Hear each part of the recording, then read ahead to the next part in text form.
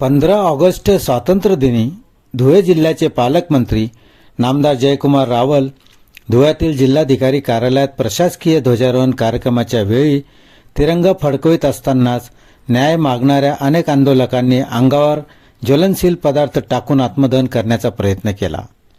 मात्र पोलिसांनी तत्परतेने वेळीच हस्तक्षेप करून सर्व आंदोलकांना ताब्यात घेतले.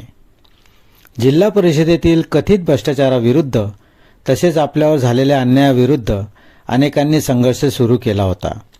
मात्र न्याय न मिळाल्यामुळे त्या आंदोलकांनी स्वातंत्र्यदिनी आत्मदहन करण्याचा प्रयत्न केला. मात्र पोलिसांनी तत्परतेने वेळीच हस्तक्षेप करून आंदोलकांना ताब्यात घेतले. त्यामुळे सुरळीत आणि सुरक्षितपणे ध्वजारोहणाचा कार्यक्रम पार पडला. उमेद योजनेअंतर्गत झालेल्या कथित भ्रष्टाचाराविरुद्ध धुळे तालुक्यातील असंख्य महिलांनी आणि दक्ष पत्रकार संघाच्या वतीने गेल्या काही दिवसांपासून बिराड आंदोलन सुरू केले होते. मात्र न्याय न मिळाल्यामुळे त्या सर्वांनी जिल्हाधिकारी कार्यालयाच्या परिसरात स्वातंत्र्यदिनी आत्मदहन करण्याचा प्रयत्न केला.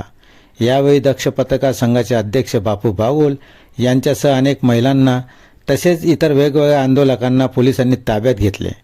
त्या सर्व आंदोलकांना शहर पोलीस ठाण्यात आणण्यात आले होते. त्यांना समज देऊन दुपारून सोडण्यात आले. दरम्यान पालकमंत्री नामदार जयकुमार रावल यांनी जेल रोडवर सुरू असलेल्या या आंदोलकांच्या उपोषणस्थळी भेट देऊन त्यांच्याशी सविस्तर चर्चा केली आणि त्यांचे प्रश्न सोडवण्यासाठी पुढील कार्यवाही करण्याचे आदेश दिले. त्यामुळे अनेकांनी आपले आंदोलन मागे घेतले, तर बापू बागोल यांनी तूर्त बिराड आंदोलन मागे घेतले आहे. मात्र कथित भ्रष्टाचाराविरुद्ध सखोल चौकशी होत नाही तोपर्यंत बेमुदत उपोषण सुरू राहील असा इशाराही त्यांनी दिला आहे. आम्ही अहवाल पाठवलेला होता, त्याच्या माध्यमातून चौकशी देखील व्हायला पाहिजे होती.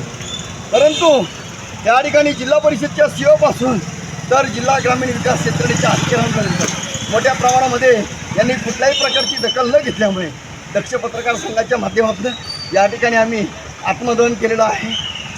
जय हिंद, जय महाराष्ट्र.